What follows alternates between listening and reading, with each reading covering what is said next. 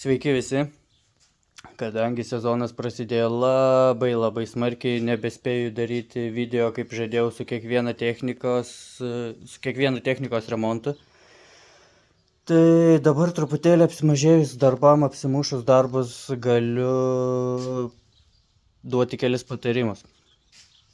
Pirma, tai gal pasakysiu, kadangi karščiai nežmoniški ir žolę reikia pjauti, žmonės daro didelę klaidą dėl variklių perkaitimų. Parodysiu, kokie varikliai pradėjo jau šį sezoną vėl važiuoti pas mane. Prasimuša galvos tarpinė, pradeda valgyti tepalus, traukia į cilindrą, cilindras kompresiją varo į vožtuvų skyrių, per alsuoklius tada visur tepalai bėga į lauką. Tai dalykas. Antras dalykas, čia amžina diskusija dėl tų tepalų. Vieni pilasi dizelinių variklių 10V40, 10V15, ten tuos visokius tepalus pilasi. Aš visą laiką iš savęs rekomenduoju pagal gamintoją. Tai AE30 didesnių apkrovų tepalas, bet aišku, čia tų diskusijų pilkitės ką norit, bet pjaunant prie plus 30 lauke, jūsų variklio pilnai vis tiek netaušina ir tepimas vis tiek gaunasi ne tas. Na, bet čia iš mano pusės. Sekantis dalykas, kas būtų, kaip ir minėjau, kuro stabilizatoriai. Žiūrėkit, kas pas mane dar. Visų šitų žaliapijų. Taip, karburatorius, trimerio karburatorius, visų šitų dalykų. Priaugia karburatoriai. Iš pavasario žmonės susiveža pradėti pjaut, nesiveda, užsiveda, nedirba dar kažkas. Tai va, kaip ir sakiau, pirkit stabilizatorių, susimaišykit, užsipilkit žiemai, pavasarį ateisit, užsikursit, pjausit, viskas.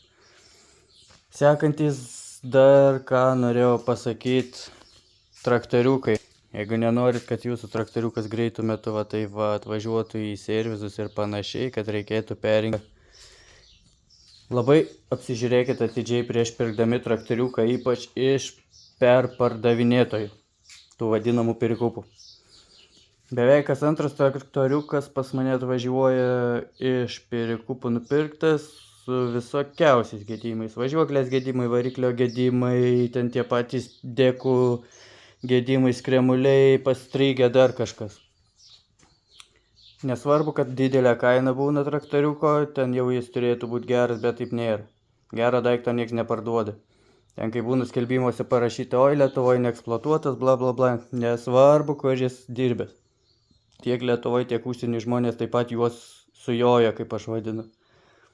O užsienį parduoda pigiai, perikupai čia parsiveža, truputėlį pakrapšto ir parduoda brangiai. Turėjau pernai kelis variantus, tokius įdomesnius, vienas tai iš vis ten su tiltu lūžusiu. Ten buvo pakavota, pavyrinta, kad tiesiog tam kartui, kitas buvo iš vis su vožtuvu privyrintu. Tiesiog užvedimai, pardavimai ir viskas, žmogus atsivežė, pradėjo pjauti ir viso gero. Tai va, geros dienos, apmažės darbų, kelsiu daugiau video. Iki.